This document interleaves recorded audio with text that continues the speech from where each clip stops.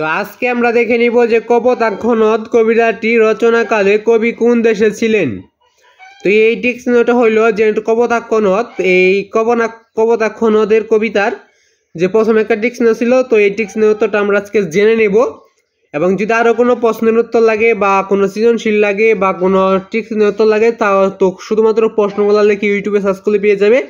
এবং সৃজনশীলের ক্ষেত্রে শুধুমাত্র সৃজনশীলের ক নাম্বার লিখে ইউটিউবে সার্চ করলে উত্তরটা পেয়ে যাবে সম্পূর্ণ সৃজনশীলের।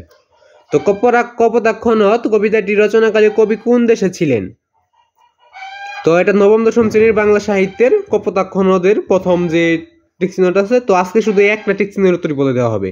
প্রতিটা টিক্সনের জন্য একটা করে ভিডিও করা হয়েছে এবং প্রতিটা সৃজনশীলের জন্য একটা করে ভিডিও করা হয়েছে। তো আশা করি বুঝতে পারছো। তো আমরা এখন উত্তরটা দেখে নেব। উত্তরটা হবে ফ্রান্সে। উত্তরটা কি হবে? ফ্রান্সে। যে কপোতাক্ষ নদ কবিতাটি রচনাকালে কবি কোন দেশে ছিলেন? ফ্রান্সে ছিলেন। সব থেকে কম সময় উত্তরগুলো পেতে এবং সঠিক অ্যান্সারটা পেতে চ্যানেলটাকে সাবস্ক্রাইব এবং ফলো করবে। তোমাদের একটু হলেও যদি কাজে লেগে থাকে তাহলে অবশ্যই চ্যানেলটিকে সাবস্ক্রাইব।